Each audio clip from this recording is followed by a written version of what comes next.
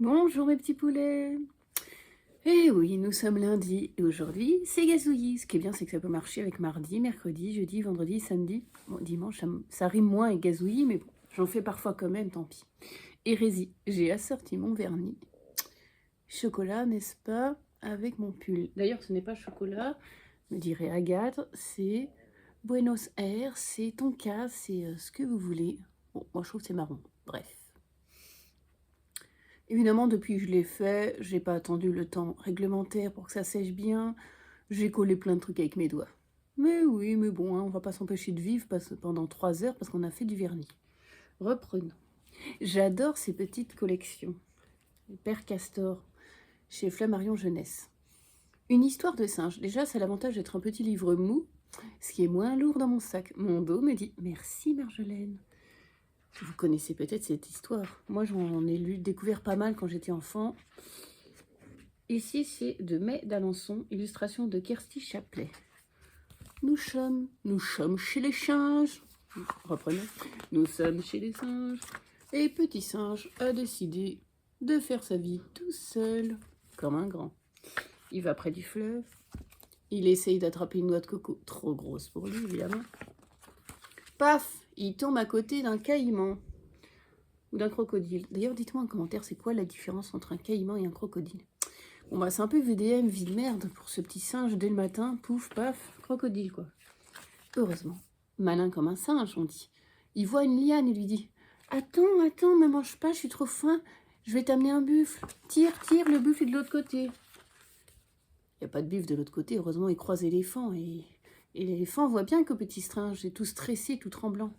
Et il lui dit « Vas-y, s'il te plaît, tire la corde. » Parce qu'il y a le crocodile de l'autre côté. Ça tire d'un côté, ça tire de l'autre. Et hop, le face à face, ce n'est pas un buffle. Et le crocodile caïman a été trompé par Petit Singe bien malin, qui s'est trouvé un super protecteur en la personne d'éléphant. Et c'est la fête, on mange des bananes, etc. Alors, les bananes, petit aparté, j'aime beaucoup les bananes de fruits, mais j'aime pas cuit. Banana bread, glace à la banane, milkshake à la banane, Vous aimez les trucs à la banane comme ça, un peu chimiques? Les yaourts à la banane, soyons dingues. Une très belle histoire. Des illustrations que moi je trouve superbes. Très sobre mais très efficace. Une petite histoire pour être malin comme un singe. À partir de 2-3 ans. Vous savez pourquoi Girafe a un long cou? Pourquoi la girafe a-t-elle un long cou? Chez Père Castor toujours. Un conte d'Albena Ivanovitch Lair, illustré par Maud Legrand. Alors ce qui est pas mal dans cette collection Castor Poche, c'est qu'il y a plein d'illustrateurs différents. Ça date de quand? 2015. Tout va bien dans la jungle, tout le monde est content, Sauf Crocodile, personne ne l'aime, mais bon, il a qu'à être sympa, tant pis pour lui.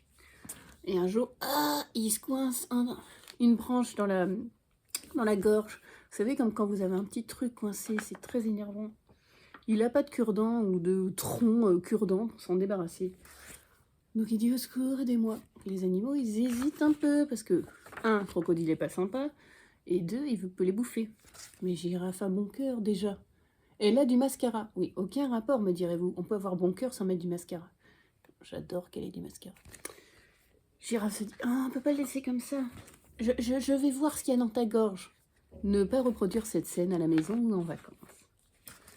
Je le vois, je l'attrape. Et là, paf, Crocodile maintient sa mâchoire.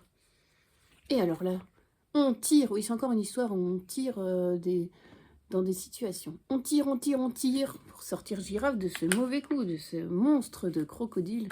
Caïman, on ne sait pas, qui l'a prise au piège. Les singes balancent leur noix de coco cette fois-ci. Bon, ouf, il réussit à enlever son petit truc qui le gênait, là. Et il retourne sous l'eau. Toute espèce d'escroc. Et Girafe, elle a un peu changé de morphologie, elle a le cou un peu plus long, vous voyez. Ah oui, petite anecdote, moi j'ai un grand cou. Parfois je complexe sur mon cou. Oui, je sais qu'des fois on a des complexes complètement cons. Et j'ai beaucoup de grains de beauté. Et une fois, il y a un petit à la bibliothèque qui me dit « Ah, t'as plein de grains de beauté !» Donc son parent à côté était un peu gêné. Je dis « Bah, c'est normal, tu sais, je suis une girafe. » Oui, ben voilà, parfois il faut répondre comme ça. Et ben notre girafe. Changer de morphologie, mais finalement, c'est beau et élégant. Si vous voulez un long coup, mettez votre tête dans la gueule d'un crocodile. Ou pas. Encore une histoire de sagesse. Et du petit qui est plus fort que le gros, finalement. Le grillon plus fort que le lion. Père Castor, toujours. Ah bah pareil, Albena Jvanovic-Lair, illustré par Régis Lejean. Un jour, le lion a failli écraser Grillon. Le Grillon est vénère, lui dit « Tu pourrais faire attention, hein. Moi aussi, je peux te faire mal. » Le dit « Toi, tu peux me faire mal. Allez, vas-y, j'ai pas peur. » Ok, bah écoute, je vais appeler mes amis. Appelle les tiens, on verra bien. Le lion appelle tous les gros animaux de la savane. Les coyotes, les tigres, les renards, les loups. Grillon appelle tous ses amis petits. Les insectes, les bourdons, les familles, n'importe quoi. Les fourmis, les guêpes, etc. Et c'est la bagarre. Vous pariez pour qui? Réponse 1, les gros animaux. Réponse 2, les insectes. Bataille terrible. Et là, ils souffrent parce qu'ils se font piquer de tous les côtés, embêtés de tous les côtés. C'est la misère. Et ils décident de s'en aller. Qui a gagné? Vous avez peut-être perdu dans votre pari. Eh ben, c'est Grillon. Voilà, si vous avez besoin d'être défendu dans la rue, appelez Grillon. Je connais pas son numéro perso, mais vous le trouverez peut-être sur Internet. Et le dernier que je vous présente, les lutins cordonniers. J'aime beaucoup ce conte. Père Castor, d'après les frères Grimm, Amélie Dufour au dessin. C'est un conte qui commence un peu de manière triste. Ce cordonnier n'a pas de sous, il lui reste un morceau de tissu, il se dit je vais faire une paire de souliers, puis voilà. Et le lendemain, les souliers sont finis pendant la nuit. Génial! Il les met en vente. Le lendemain, il peut du coup s'acheter d'autres bouts de tissu pour faire des souliers. Il va se coucher parce que c'est long de faire des souliers. Tam! Les souliers sont faits. Génial!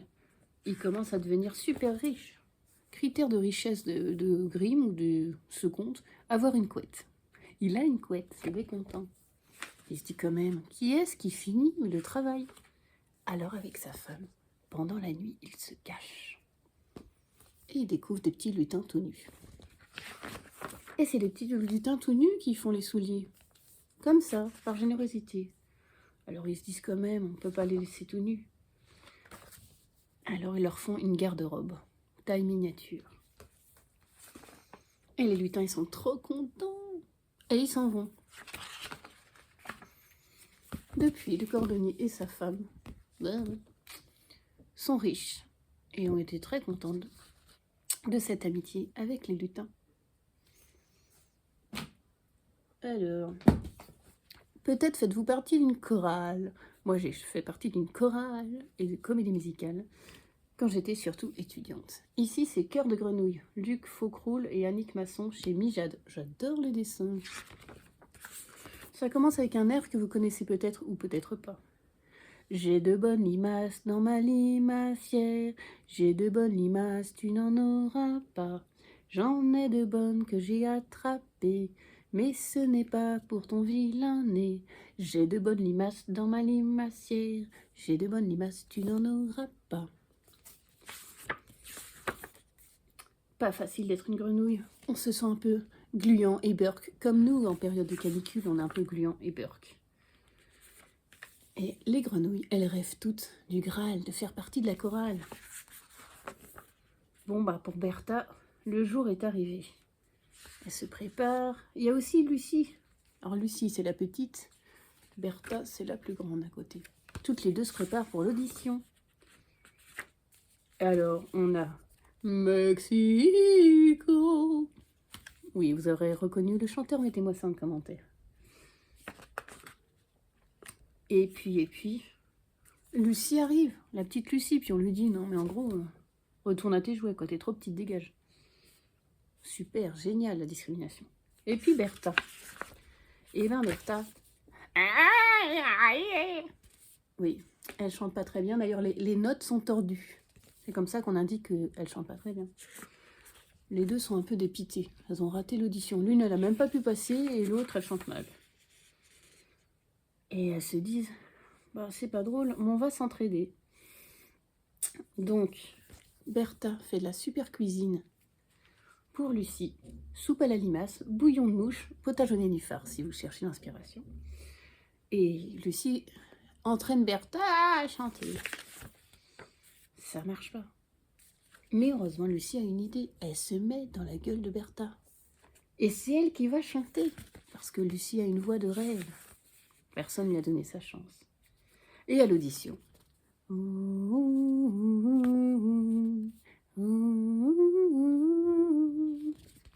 Bertha a une voix magnifique. Oui, merci, je sais.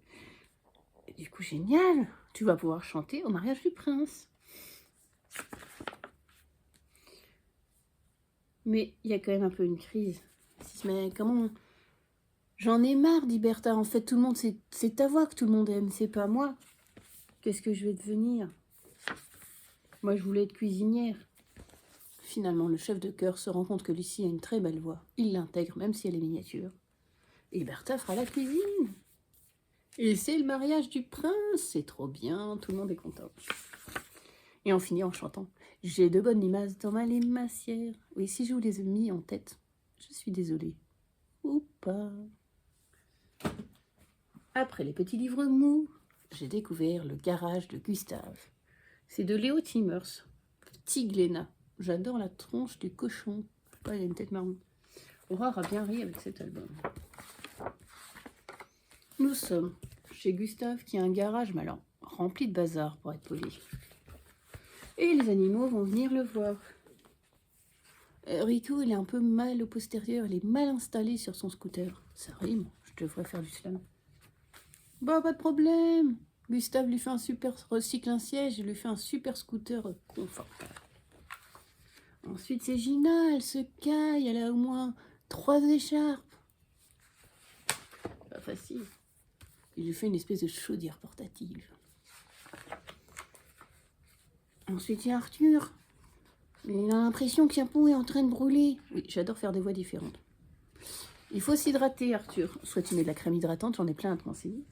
Soit tu te fais une baignoire mobile, c'est encore mieux. Madame Manchot. Ah, la chaud. Madame Manchot, la chaud. Pas de problème, une voiture glace. Etc, etc. À la fin de la journée, Gustave est plein de cambouis tout seul. Et il a chaud aussi. Il prendrait bien une bonne douche. Il n'y a pas de problème. Une petite douche mobile. C'est l'imagination de Léo Timmers. C'est une histoire toute simple, toute drôle, toute efficace. Je ne sais pas si votre garagiste est aussi doué que Gustave, mais j'espère, ça fait des véhicules totalement étonnants. À partir de 2-3 ans.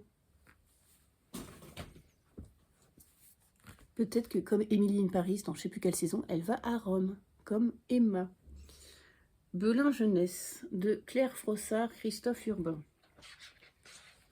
Alors d'abord, on a le plan de Rome. Voilà, hein. Moi, quand il y a des livres avec des cartes, je ne sais pas lire les cartes. Ça ne m'aide pas, même quand c'est des cartes imaginaires de fantaisie.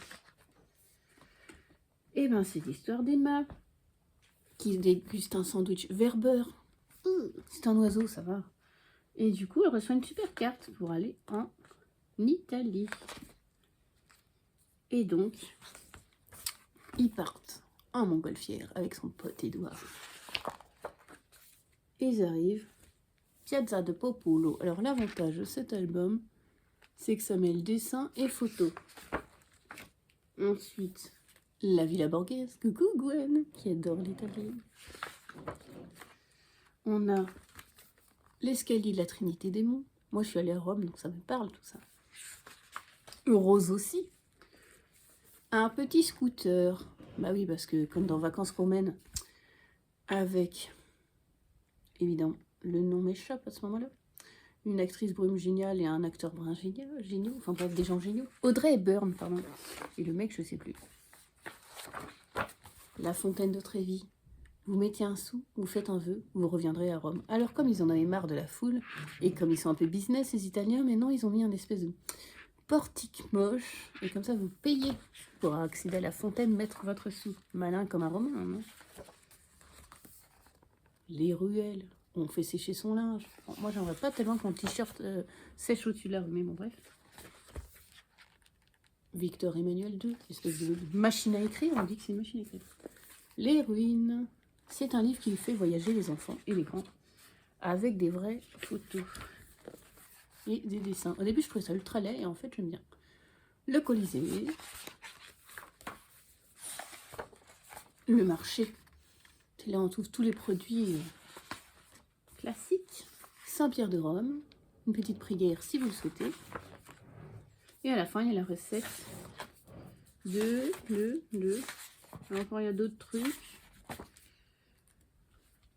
Des pastas de l'oncle Joe. Un album pour voyager à partir de 3 ans. Alors maintenant, on passe à un petit livre jeunesse que je suis en train de lire. Admirez-moi cette couverture. Grâce et le sortilège inachevé de Heather Fawcett. Yinis Édition. Alors Yinis Édition, ça vous parlera peut-être quand vous regardez le graphisme de couverture de Sanri.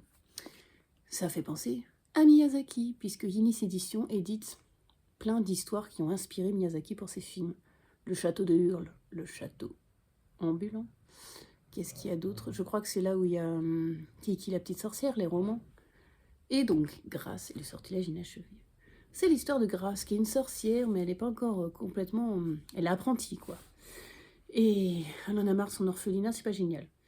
Elle tombe dans la forêt, sur une maison, et sur une vieille dame qui a l'air toute mignonne, qui lui offre des pâtisseries. Ça vous rappelle quelque chose? Une maison toute mignonne. Hansel et Gretel. Sauf que dans Hansel et Gretel, rappelez-vous, nos petits orphelins, Hansel et Gretel, tombent sur une maison au milieu de la forêt, une maison en pain des fils. Ils commencent à grignoter les murs. Ne faites pas ça!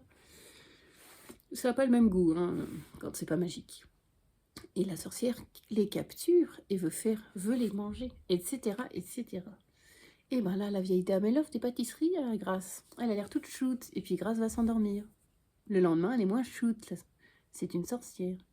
Et Grâce aimerait bien être son apprentie, sauf que la sorcière est pas sympa du tout. Elle lui dit, écoute, si tu arrives à faire les 100 sortilèges de mon grimoire, ok, je te prends comme apprenti, sinon tu me donneras toute ta magie. Bon bah, Grâce, elle a quand même envie, donc elle tente. C'est un roman, je suis en cours de lecture, qui se lit bien, à lire à partir de... pour les 9-12 ans, si vous voulez, et plus. Qui est très sympathique, qui sera peut-être porté en film, j'en sais rien. Bref, une histoire de magie, une histoire de sorcière, une histoire... Il faut être plus malin que l'autre. Décidément, on est dans le thème malin aujourd'hui. Beaucoup moins fun. Paradise Garden. Jardin du paradis. Elena Fischer, chez Gallmeister. J'aime bien la couve, c'est ma sœur Blanche qui me l'a conseillé. Merci. Je ne sais pas du tout si elle voit mes gazouillis, mais c'est pas grave. C'est l'histoire de Billy. Elle vit seule avec sa mère, Marika. Et puis bon, les fins de mois sont un peu difficiles, c'est un peu la débrouille, mais bon, elle s'adore. Et puis elles ont un super projet, elles veulent partir en vacances. Elles ont déjà réfléchi à tout ce qu'elles voudraient faire. Bon, évidemment, elles ont un budget un peu zéro, mais... Sauf que, pas de chance, la grand-mère, la mère de Marika, déboule. Et la grand-mère, elle est pas sympa. Et elle s'entend pas avec sa fille. Et puis Billy, elle est dégoûtée, elle voulait partir en vacances avec sa mère. Et puis, un drame. Et Billy se retrouve avec la grand-mère. Pas cool. Billy n'a pas du tout envie de rester avec sa grand-mère. Un roman Gallmeister que j'adore. D'ailleurs, Gallmeister est souvent gage de qualité pour moi. Qualité de texte, qualité d'univers. Alors avant, ils éditaient surtout des nature writing. Oui, l'écriture de nature. Les grands espaces américains. Et maintenant, ils font un peu d'autres univers. J'ai adoré cette histoire familiale. Cette histoire de road trip, puisque Billy va partir en road trip. Je vous en parlais la dernière fois des road trips. Une histoire très sensible, très touchante. À lire, pour moi, à partir de 14 ans, et plus, si affinité. Et bien cette fois-ci, mon thème, c'est Gallmeister, la maison d'édition. Je n'avais pas trop d'idées de thème. J'adore Gallmeister, je pourrais acheter tous les livres de leur collection Totem. Alors là, la couve est pas mal. Pour une fois. Je vous avais présenté Mark Twain, les aventures de Tom Sawyer. Tom Sawyer, c'est l'Amérique, le soleil de la liberté. Il est né sur les bords du Mississippi. Tom Sawyer, c'est pour nous tous un ami. Mark Twain. Il faut que je lise la suite et je vous en parle. De Huckleberry Finn, son pote, un peu sauvage, un peu enfant des rues. Admirez-moi au passage les couvertures, c'est pour ça que je vous montre enfin. Maman disait toujours, la vie c'est comme une boîte de chocolat, on sait jamais sur quoi on va tomber. Forrest Gump, bien sûr. J'ai découvert assez récemment, il y a quelques années, que c'est un roman de Winston Groom, dans la collection Totem. Eh ben, on adore Forrest. Film magnifique avec Tom Hanks. Et le roman est très bien, évidemment.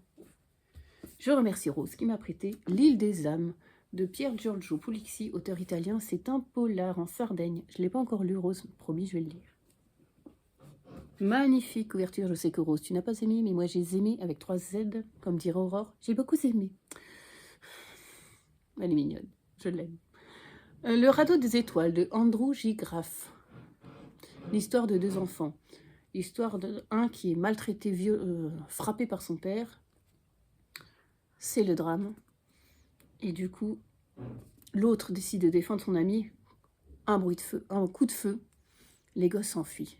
Ils se disent, merde, on a tué le père de Bride. Et il s'enfuit. Il s'enfuit même sur la rivière. Et désormais, c'est le shérif. C'est plein de gens qui sont à la recherche des enfants. Pour savoir ce qui s'est passé, pour s'occuper d'eux, pour les mettre en tôle. Enfin bon. Désolé pour les bruits que vous entendez, il y a des travaux en ce moment, etc., etc. Bref, une couverture magnifique, un roman époustouflant, la grande nature. Dites-moi en commentaire si vous aimez cette maison d'édition et quels sont les romans Gellmeister que vous avez aimés plus particulièrement. Il y a aussi La vie en chantier de Pete Fromm, dont je vous ai parlé. Bon, il y en a plein. Et des petits goodies. Oui, oui, oui. Je suis allée faire une petite sortie, renforcer ma famille gel douche qui commençait à s'abouvrir. Et du coup, aucun rapport avec les gels douche. J'en ai acheté, rassurez-vous. Je suis tombée sur ce lait hydratant, nourrissant, 48 heures. Donc, quelquefois, on a envie de tester 48 heures, vraiment. Miel argan, peau très sèche. Ingrédients 99% d'origine naturelle. J'adore le petit marseillais. Ça, c'est très pratique parce que vous faites pchit pchit. Ça évite d'avoir les... Comment dire, de mettre vos mains dans le pot, c'est un peu plus hygiénique quand même. Et quand vous êtes pressé, un petit coup pchit pchit, un peu de crème et vous êtes tout beau, toute belle. Je vous dirai si c'est bien. Je l'avais jamais vu celui-là. Miel argan, ça fait un peu ambiance Maroc, je trouve. Pour ma tranche de rêve, mon visage velouté, Deep Clean. Ça veut dire profond, nettoyage profond, vous imaginez. Gel exfoliant vivifiant. 90%, 97% ont constaté une peau plus lisse en 1 semaine. Et les autres? Nettoie les pores, une peau d'apparence saine. Neutrogena, peau grasse. Bon, je ne sais pas si ma peau est grasse, mais j'adore Neutrogena, ils font des trucs super bien. Et c'est un petit gel lavant pour le quotidien. Dites-moi en commentaire, est-ce que, si ça vous intéresse, moi ça m'intéresse, quelle est un peu votre routine beauté? Est-ce que vous lavez votre tranche de rêve?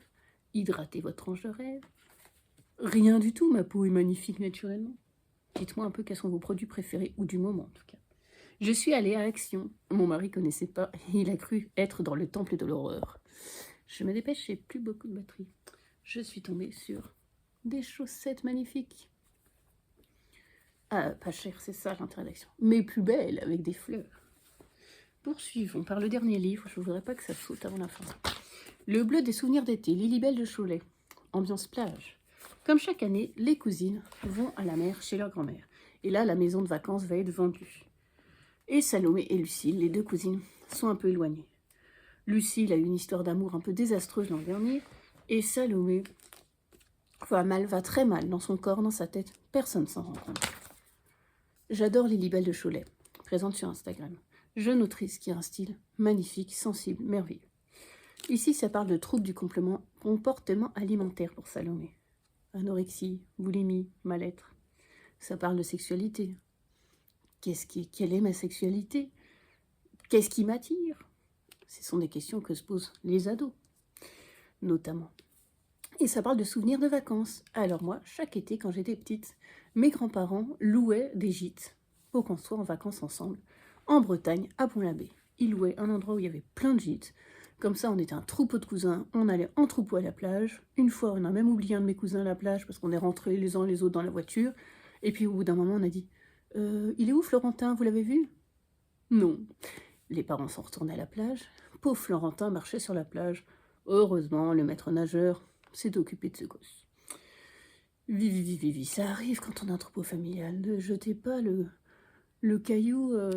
Bref, j'ai pas trouvé de super expression. Ne jetez pas la pierre, Pierre, comme on dit dans Le Père Noël est une ordure. Ce livre n'est pas du tout un livre feel-good d'été. C'est un livre sur des ados, sur un été sensible, sur peut-être un dernier été dans une maison de vacances.